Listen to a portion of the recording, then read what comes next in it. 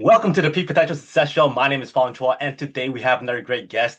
I've had the privilege and honor of seeing this person speak live on stage in front of thousands of entrepreneurs and business CEOs, talking about what she does best, and that is helping high achievers restore energy, lose weight, and of course, rebalance their lives by eating the right way. With her system, the Body Typology Blueprint, she's able to help people really with personalized systems for their health and sustainable weight loss.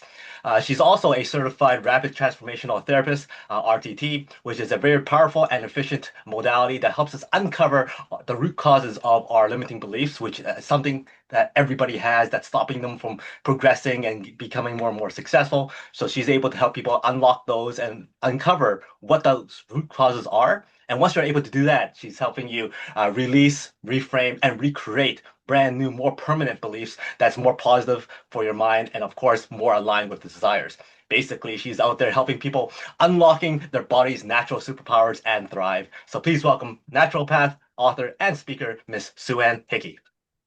Thank you, Fong. I'm really excited to be here. Hey, thanks for being here. It's always a joy speaking with people who are an expert in what they do. And when it comes to the mind and the body, that is something that a lot of people kind of forget about. They focus so much on the day in, day out tasks of entrepreneurship and their business that sometimes the mind and the body is something they just kind of put to the wayside. And then not until it's too late, they go, oh, wait, I need to focus on this now because it's becoming an issue. So before you jump into the details and the systems and the skills of what you're able to help people with regards to that, all that stuff, how did you become this individual who's such an expert in this field?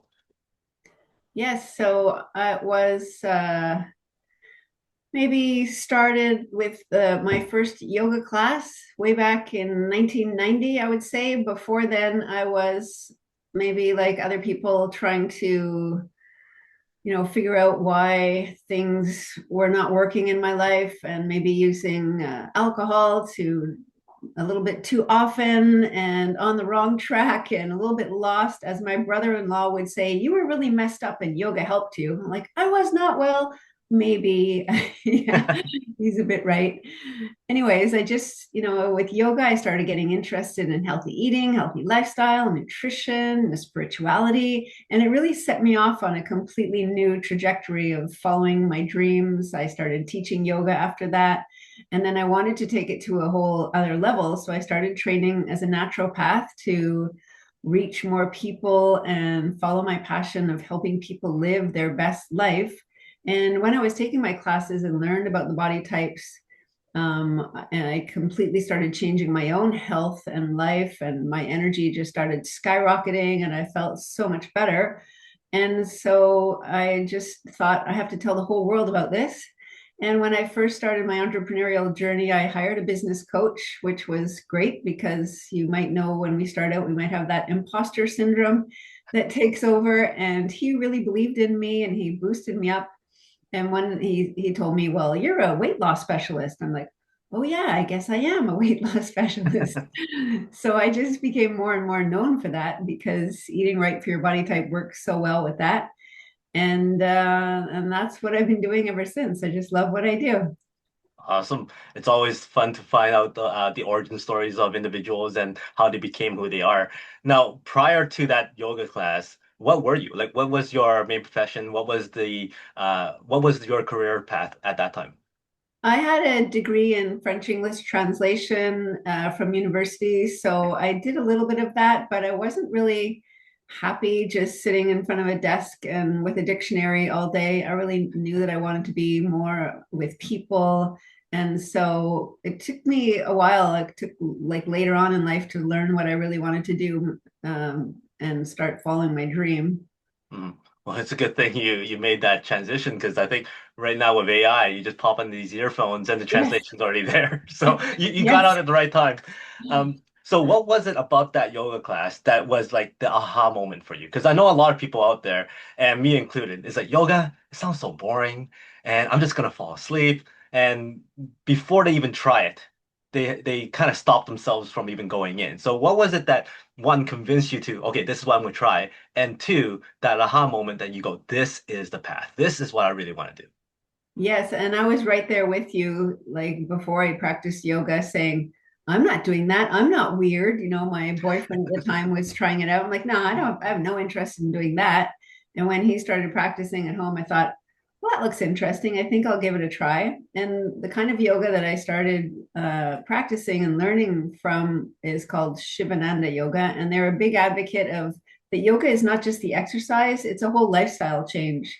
So it's about eating healthy, it's about practicing meditation, it's about positive mindset, deep breathing, and all the different aspects of your life to come together to help you feel better. And I was also very flexible. Not that yoga is about doing the perfect postures, but it came easy to me to be able to do yoga, and it just helped me feel calm in a lot of chaos around the world. And but it's not for everybody. But for me, it clicked right away. What were some of those things that you implemented right away in your day to day that you found was very helpful? Like, because I know a lot of people out there goes, okay, just give me the first step. And once I get that first step done, I'll do the next step, whether it's daily meditation or just daily affirmations or daily whatever it is. What was your first thing aside from the yoga that you go, okay, this is what I'm going to do every day, and then the next step and the next step? The first thing was really changing my diet, and I started reading books like Diet for a New World by John Robbins, who was actually the heir to Baskin and Robbins ice cream, and he decided he didn't want to have anything to do with that whole amount of money that he was going to inherit from the ice cream business, and he was a big advocate of healthy eating. So yeah, I was researching books like that. So the first step was really changing my diet, learning about eating more whole foods in their most natural state possible and fewer processed packaged foods. And that kind of helped my energy, helped me feel better. Mhm.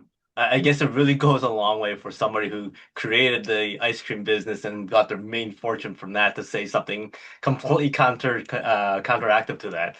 It does go a really long way. So when it comes to foods, what do you find that most people are neglecting when it comes to healthy eating?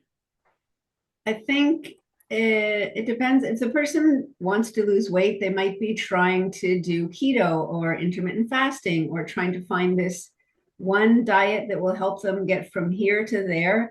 And it's overly restrictive, but they just have this idea that if I can follow this plan, it will get me to there and then I'll be okay. When they don't realize that they need to find a plan that they can follow for the rest of their life and that's easy and that they don't feel hungry and they're not irritable and they're not depriving themselves. So I'm a big advocate of helping people find a way that they're eating, but they're also enjoying their favorite foods or what I call deviations. I hate the word cheats, it has such a negative connotation. So you enjoy your deviations. There are going to be parties and restaurants and travel and going out with friends. So enjoy those, savor them, do not feel guilty, and then get back on track the rest of the time. And that can help you, go long term without being overly restrictive and achieve your weight and health goals. Are you able to give us like a sample of, okay, this is what most people believe is supposed to help, but it doesn't help because it's like 30 days or 40 days, and once you're off it, it's not sustainable, versus what you recommend people doing, where it's a more long-lasting, something that people can enjoy and maintainable.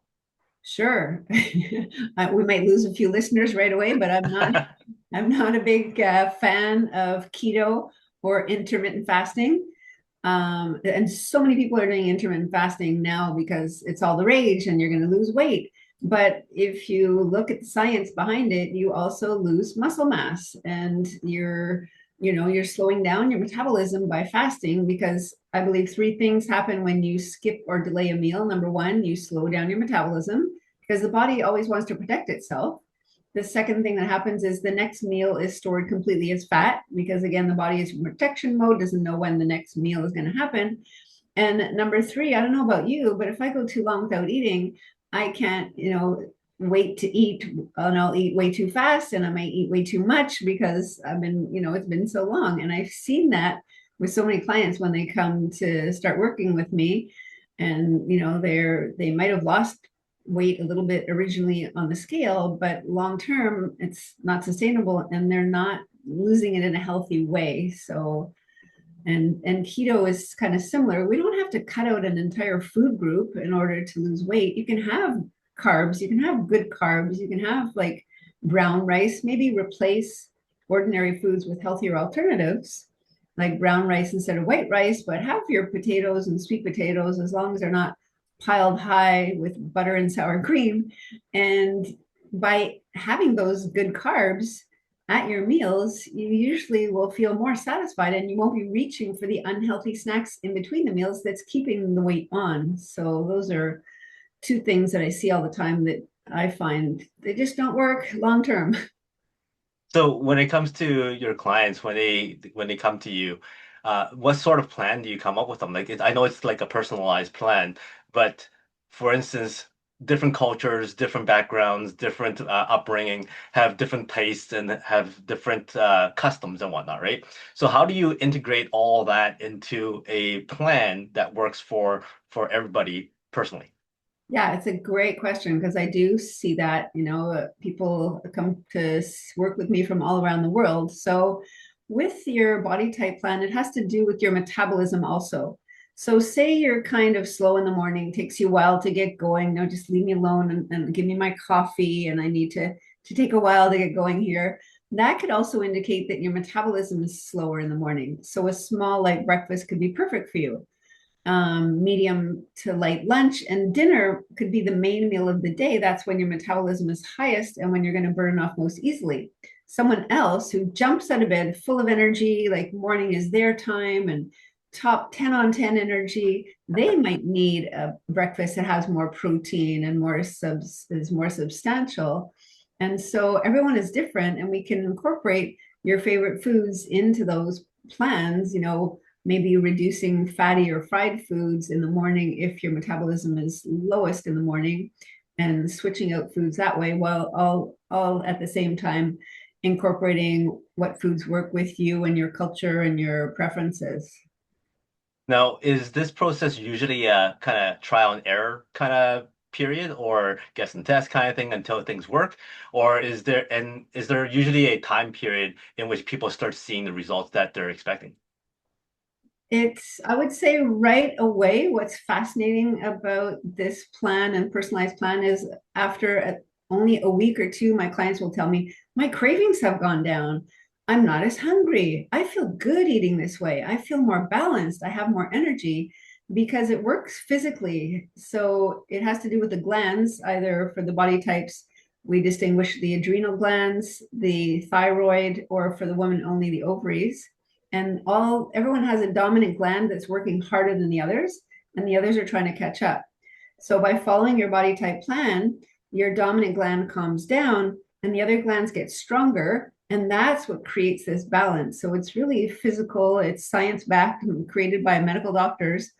And as for the results, that everyone is different, right? If someone goes from eating a ton of junk food and a lot of fried and fatty fast food, and they go to clean eating, yes, we can see the pounds drop off pretty quickly. But someone else might have other things going on. We might need to work with them to balance their hormones. We might need to help their liver decongest. A lot of people have, liver that's working a bit too hard. So we might help the liver and work on other things as well. So at the beginning, their weight might come off a little bit more slowly until they really get going. No, I think that all kind of comes into the book that you released a couple years ago. Share with us more about the thought process behind getting the book out there, and then also why people definitely needs to pick it up so that they understand their typology and what is best for their diet and their day to day. Yes, the book was a lengthy work in progress. I thought about writing it for many years. And like a true entrepreneur, it got put on the back burner for many years. And I finally joined a writing group to help get the coaching that I needed. And that was amazing. Through COVID, we met online and we were about five of us helping each other, giving feedback for our book. And slowly but surely, the book got written over about 2 years, and then the editing process. So I'm really proud of everything that I put in the book. It has the different body types, the different plans are in there, and a whole lot of information about healthy eating in general, healthy lifestyle, healing, the emotional aspect. So yeah, it's all in the book. Now, something else that you're really, really good at, and that is the naturopath area, and then also a lot of stuff that has to do with the mind as well. There's a lot of people out there who are resistant to the whole naturopath type of medicine or type of healing, because it's unknown to them. They're more comfortable going to, let's say, the doctor and the Western kind of standard of care and go, okay, tell me what I need to do, and they'll just follow it without even questioning. Yet when it comes to naturopath, it's like, I don't know, not many people know about it.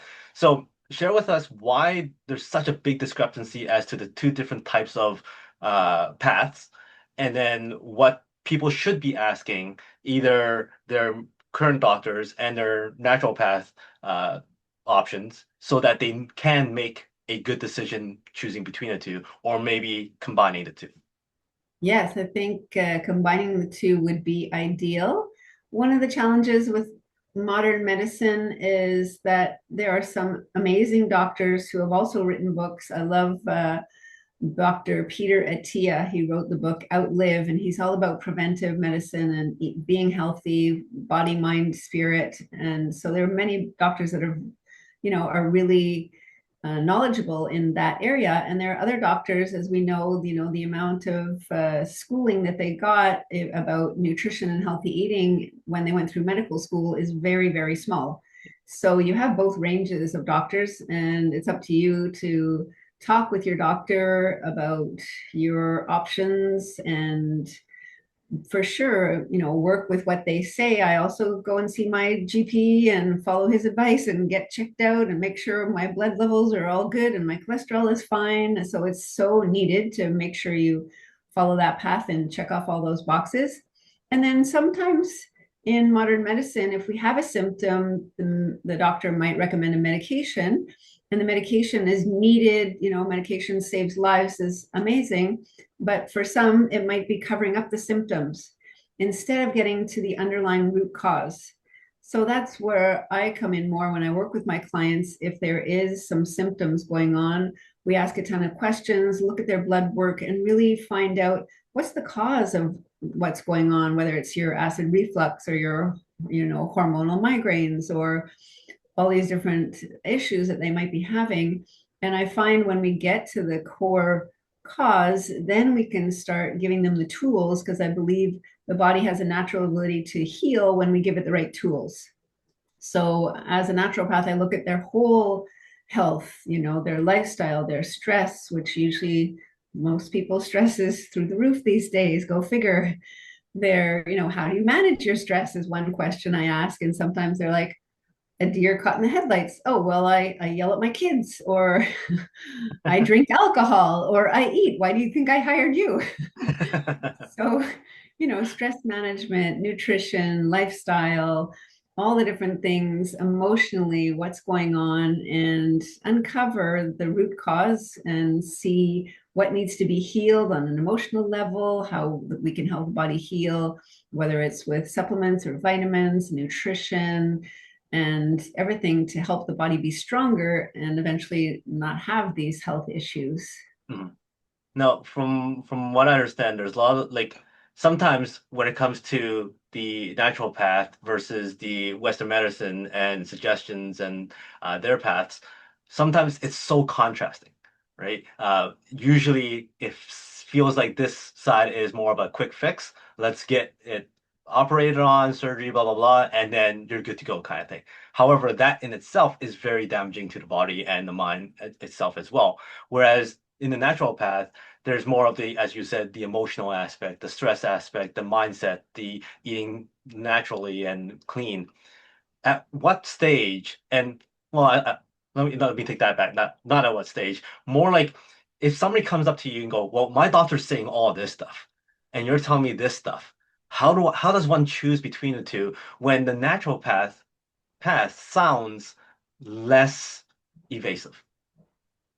Yes, I mean, I'm never here to go against anything that a doctor might say. I'm never here to tell you to stop taking any medication. Absolutely not. We have to work hopefully with the doctor. And I've had clients maybe being on antidepressants and and that's slowing down their weight loss, and they really wanted to lose weight loss.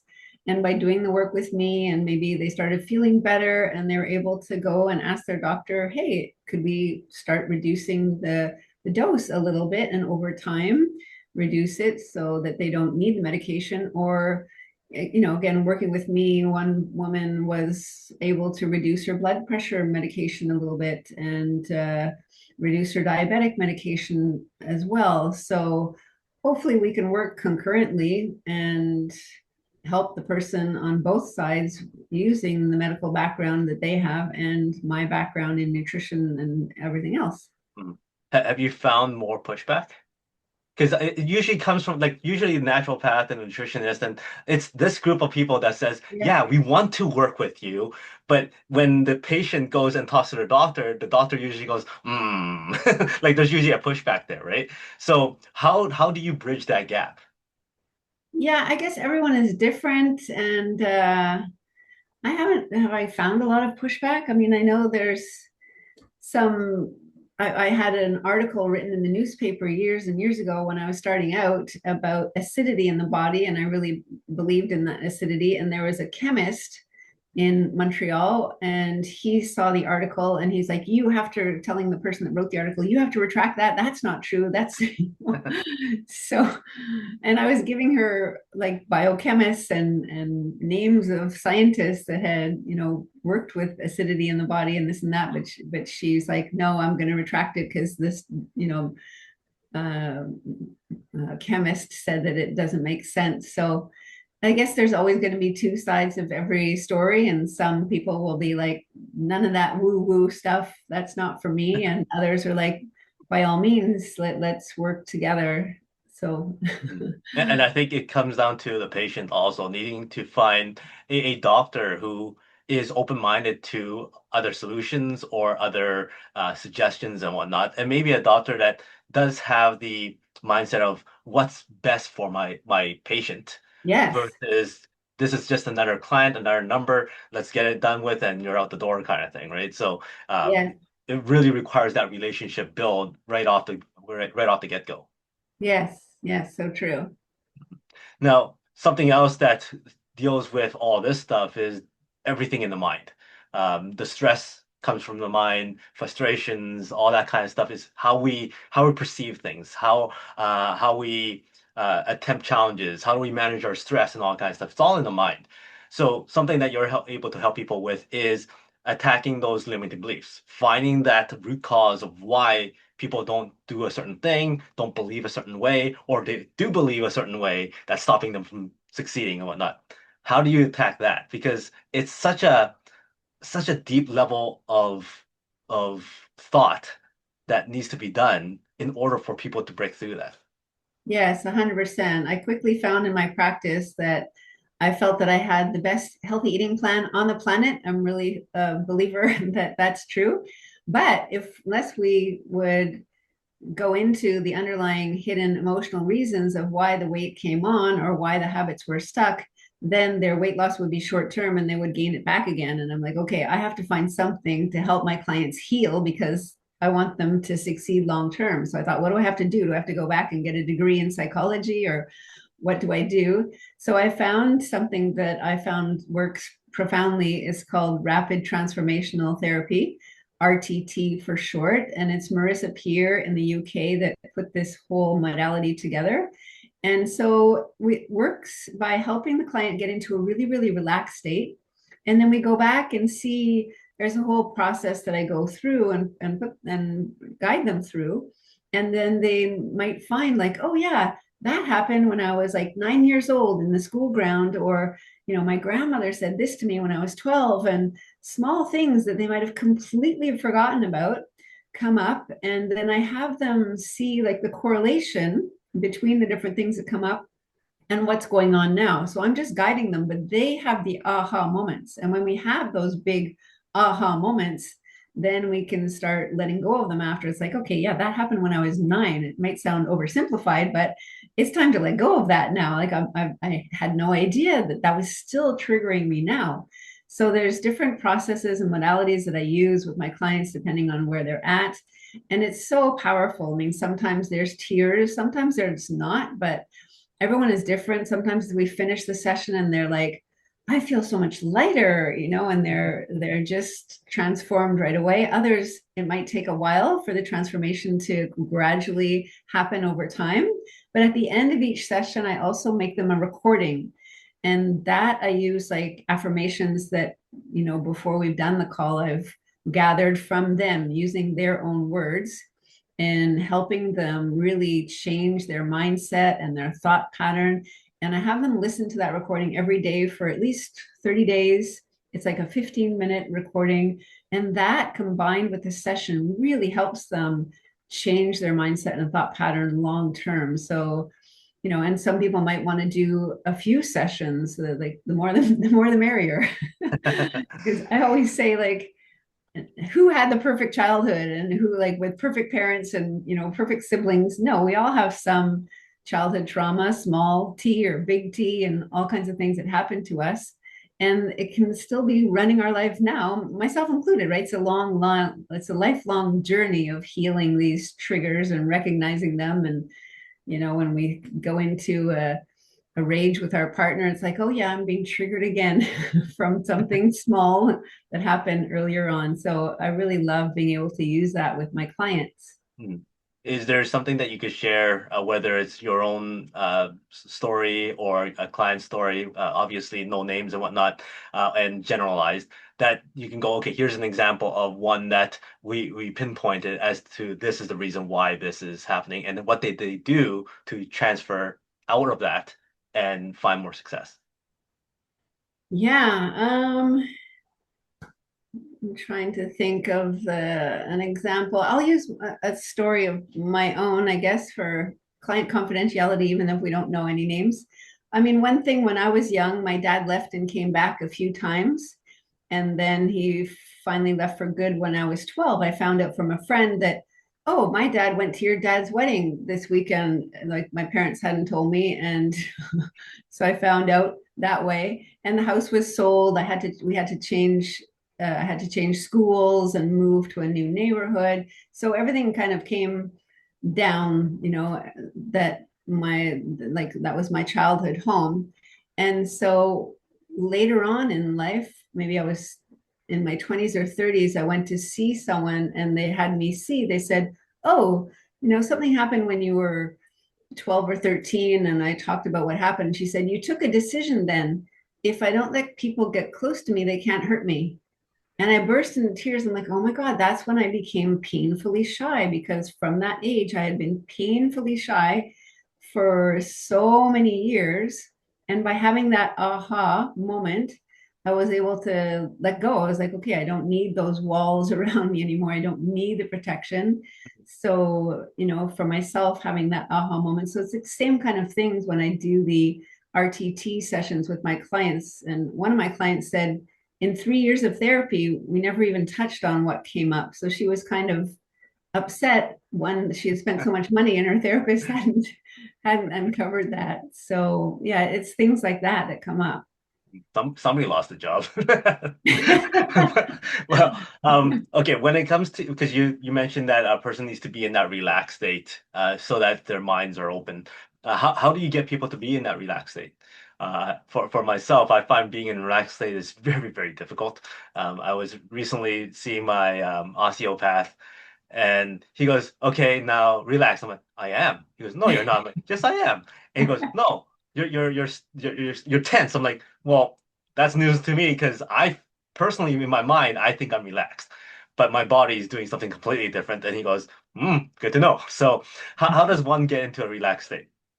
Yes, it's a process, having them do deep breathing, a few different processes. It's kind of similar to hypnotherapy, and some people might have a negative thought about around hypnotherapy, think I'm going to make them cluck like a chicken, on stage, like we have that image in our mind. But it's just about letting go. Like I have them imagine that they're walking down a flight of stairs. I'm on step 10. I'm allowing myself to relax more and more. Step 9. So I walk them through these stages. And another process we do is having them hold their arms out and hopefully, with their palms about 6 inches apart and their eyes are closed. And I tell them, imagine you have a powerful magnet in your hands and it's bringing your hands closer and closer together until your fingertips finally touch. And then you allow your arms to drop down.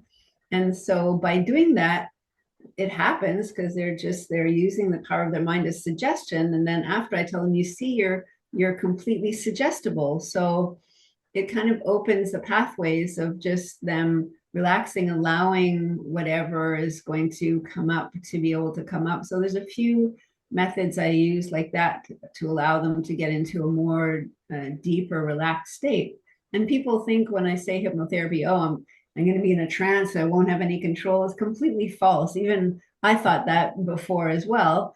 There's no trance, you're in complete control and just answering the questions and having a dialogue. But we are able to bypass that overly thinking, overly analytical, conscious mind and go and attract more into the subconscious mind. And that's key because the subconscious mind is usually what holds these barriers to keep us from attaining our goals. Yeah. That's very, very interesting. Even like when you listen to some of the interviews that people do after the hypno sessions and whatnot, yeah, they were on stage making a fool of themselves. But when you ask them afterwards, yeah, I was totally in control of my body. I knew exactly what they were asking me. It's just that I didn't feel like I had to hide anything. I just, why not? Let's go out and dance kind of thing, right? It's those barriers that kind of came down that allowed them to kind of express themselves a little bit more freely and whatnot. But they do say that if I wanted to stop, I could have stopped, but it just felt right. And it kind of fits into what you're talking about here is that barriers come down, you kind of open up your mind to be more receiving because that's the state that you're in. Now, taking you back to the time where you decided to go, hey, this is what I'm going to be doing. This is my new entrepreneurship journey. How difficult was that transition for you? Or was that like naturally, you know what, this is the right path, and how hard can it be? Oh, it's hard. There's a lot of ups and downs in the entrepreneurial roller coaster ride. When I first started, I really had imposter syndrome as a naturopath. I'm like, oh my God, there's so much that I need to know. And when I first started, I didn't have an office that I rented, which I did for many, many years. And so I was seeing people in my home office and feeling that that wasn't good enough. And so I didn't have my signature program put together. And so I would make suggestions, but I was kind of nervous. And I'm sure they felt my nervousness. So they didn't really put into practice my suggestions. And often they didn't come back. So that was the beginning. But as I said, I was able to hire a business coach, and that really helped in the beginning to lift up my confidence and have me put together my signature program. And it just developed over the years. But yes, we're constantly marketing, and fortunately, I love the marketing aspect of it and finding new clients. But I work hard. I love what I do, but we're always on the go, as you know, as an entrepreneur yourself, of um, getting more business in the door and keeping the clients happy and getting the testimonials and then putting them out there and growing and scaling. So there's been many highs and lows along the way. Sometimes the income goes up and then it goes back down again. You're like, what? Okay, back to what do I do next? And finding new ways. So I have to, I do walk the talk. I love eating healthy and I do a lot of sports. So I make sure that I'm, getting outside and moving my body and helping myself feel better. But my body type tends to work too hard and needs to take more breaks. And that's always a challenge for me to step away from the desk and have more time for rest and relaxation. Mhm. What was some of those things that your coach helped you out with regards to the imposter syndrome and the confidence? Because that is something a lot of people struggle with, whether it's their day-to-day career or jumping into entrepreneurship. And it also ties into the whole limiting belief stuff as well. So what was some of those things that your coach helped you with regards to those two aspects? Yes, I think it was his strong belief, his strong, if I can use the word love, he just loved on his clients, and you felt that warmth and caring, and he was always there for me, cheering me on. The article I talked about where the woman had to retract it, I was like beside myself because everyone had told me, "Wow, I saw that article. It's so great. Congratulations." And then next week, she wrote this thing saying maybe it's not true. And I was beside myself, and he was like, "It's okay. I don't care. You don't care. Keep on going." And I remember talking about myself and saying, I have a hard time to relax, and he said, um, he flipped the question and he said, what kind of person, I forget his exact words, what kind of person is not successful, but, will achieve what you want to achieve? And I said, someone who is relaxed, self-confident, and knows that universe always gives me exactly what I need, exactly when I need it. So he kind of took my negative thoughts that I was putting and had me flip it around to a more positive statement. He's like, write that down and keep it in front of you. I am a relaxed person who always trusts that universe will give me exactly what I need, exactly when I need it. So little things like that were really helpful in getting me over my negative mindset and keeping me on top of the game and keeping me moving forward. It's fascinating how the mind works. It's something as simple as you saying, "Hey, I'm putting it out there for the universe to give it to me," and all of a sudden things come. It's not because they weren't there to begin with. It's because you're tuned into that frequency of actually noticing it now versus closing it off all the time.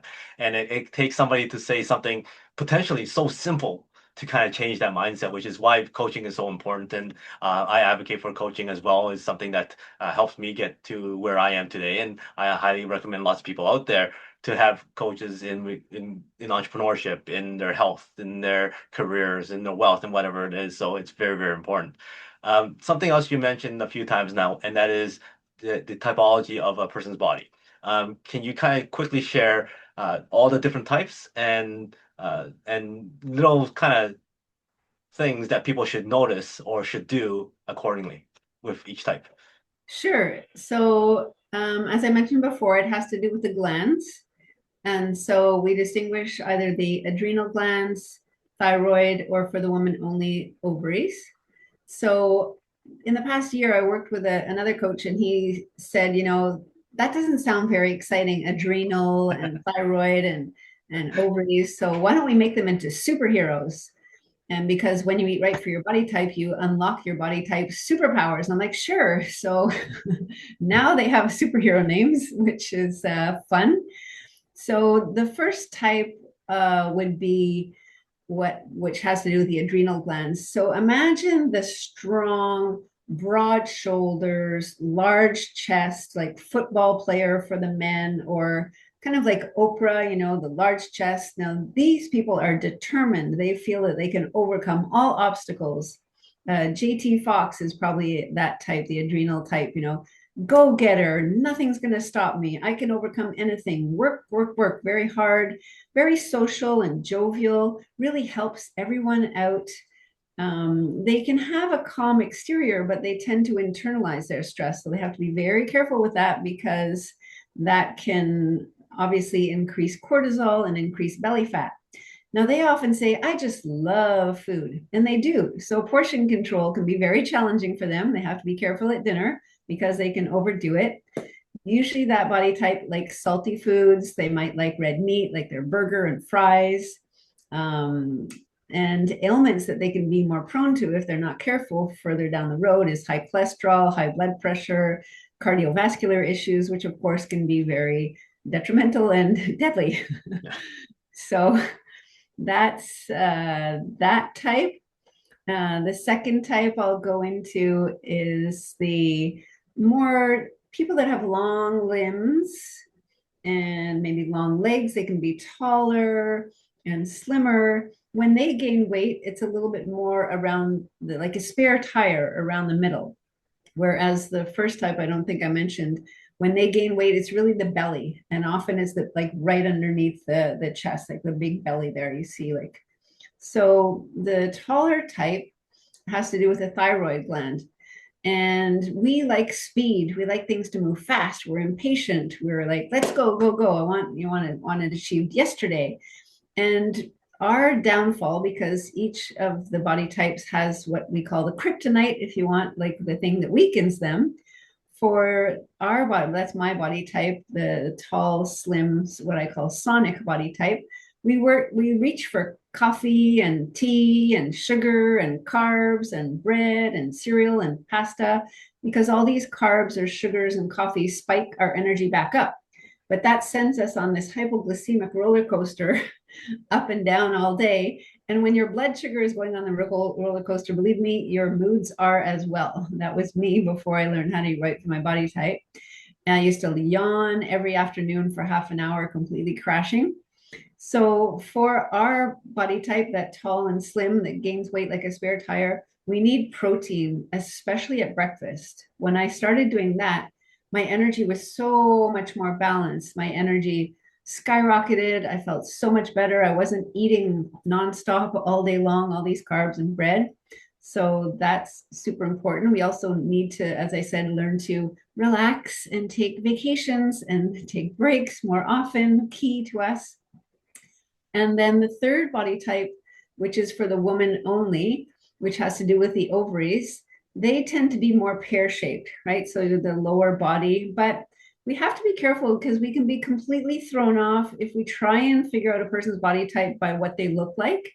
Because you might have I have a friend who's very tall and slim, and she has just a little bit on the side. So I thought she was like my body type, but when I was asking her, she's like, oh, no, I'm not hungry in the morning. Oh, no, I can stay up late. I'm like, that's not my body type at all. So the pear-shaped body type, they tend to be the motherly caregiving types. They love to take care of their kids or their parents or their siblings or their friends, or for their job, they might be a nurse or a teacher of young children or a therapist or a psychologist.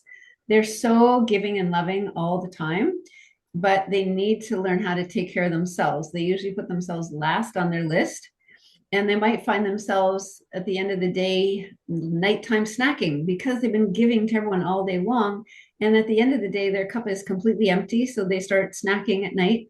And what they really need to do is fill themselves back up, nurture themselves by getting some affection from their partner or their kids, or snuggling with their pets, or calling a friend, or filling their own cup back up so they can avoid that late night snacking. And what else? They tend to crave like creamy sauces, fettuccine alfredo, and Caesar salad dressing and things like that, because it's that comforting, nurturing that they need. So each of the body type has their personalities, and for that what I call the Gaia body type, the pear shape, they can be very challenged with everything relating to the reproductive system. So hormonal imbalance, breast cysts, ovarian cysts, challenges with menopause, and everything along those lines will be more prone to them. So that's the three body types in a nutshell. Awesome. Well, thank you very much for that. And I'm sure for those who are more interested in the details and what to and what not to do and whatnot, pick up your book. Yes. Right. So what's the next big thing for you? What are you foreseeing in the next little while here? What are you working on? What are you looking for? Yes, I'm super excited about speaking on stages. I've gone from, as I said, someone who was painfully shy many, many years ago to actually loving being on stage. When I was in LA, speaking in front of 1,400 entrepreneurs, I actually loved the process of when I was interviewed, they were asking about the body types, and I was explaining when you unleash your body's body type, when you start eating right for your body type, you unlock your body's superpowers and you become a superhero. And I ripped open my shirt, revealing my Superman costume underneath. And everyone roared with laughter. I thought that was fun. I want to do that again.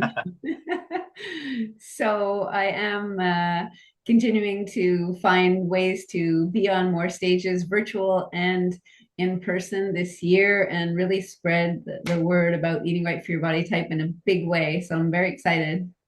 Awesome. Any final words, any last golden nuggets of wisdom that you would like to share for everybody to remember you for? Sure. I would say that, I think your health is the most precious gift you have, and the choices you make today affect your quality of life tomorrow.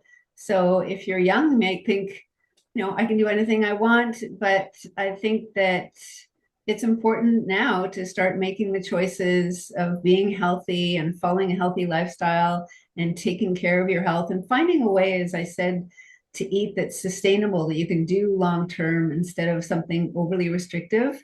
So, yeah, take care of your health, get out, move your body, and find a way of eating that works right for you. Listen to your body and follow what you're hearing from your body. Our body will, if we go off track, our body will start whispering. And if we keep going off track, our body might start yelling. So, follow those clues and find a way that works for you so you can enjoy a healthy life no matter what age you are. Exactly. Great words to live by. And when your body's yelling is usually when you're in pain or something's not working right. So you definitely do not want to get to the yelling stage. So thank you very much for that. Before I let you go, I got five quick rapid fire questions for you. Give me the first thing that comes to mind. You're stranded on a deserted island, one food to eat for the rest of your life, no consequence. So it could be anything that you want and you'll still be healthy. What would that be? One thing, I don't know, organic chicken. Hollywood calls and goes, "Hey, we love your story. Very, very motivational, inspiring. We would love to do a biopic of you. Who would you cast to play you?" Oh, um, Julia Roberts. Great choice. She shows up at your door and goes, "Hey, I got casted to play you. Let's have some fun." What does that night look like? Oh, we go to my favorite coffee shop and have some delicious chai lattes and maybe a croissant and just giggle and laugh over all of our crazy adventures that we've been in. Very cool. You're on a car in a car ride for hours on end, one song to listen to without getting sick of. What song is that? I would say maybe something by Supertramp, like something fast and upbeat. And um, what are some good songs by Supertramp? School, or yeah, something with a great beat and a lot of melody. Great choice. Give me a number from 1 to 5. 4. One, two, three, four. Cassette tape. So if you were to use cassette tape as a metaphor for success, how is success like a cassette tape? Cassette is like a cassette tape because you can fast forward to the parts that you absolutely need to hear, and you can rewind and go back to those things that you missed that you really need to implement. So you can find exactly what you need that are the keys to your success to help catapult your success as quickly as possible. Great. So that's how success is like a cassette tape. Thank you very much again for your time, your advice, and your wisdom here. Any last words from you? And what's the best way for people to get in touch with you? Well, thanks so much, Fong, for all your amazing questions. Really great interview. You're amazing at what you do, interviewing people and finding these questions to really dig deep. And anyone can find me at bodytypology.com, or any social media handle is Body Typology. So kind of the way it sounds, body, BODYTYPOLOGY, Body Typology, and take my quiz, figure out what body type you are, and get some tips that way. Awesome. Thank you very much for that. So everybody else, make sure you connect with Sue-Ann here. If you feel that your body is whispering to you, don't let them start yelling at you. If you find that it's whispering to you, reach out to Sue-Ann and talk to her about her expertise, whether it's the naturopathic stuff or the body typology stuff. I'm sure there's something that she can help you out with. So make sure you connect with her, get her book. Until next time, today is the day to lock your peak potential. We'll see you later.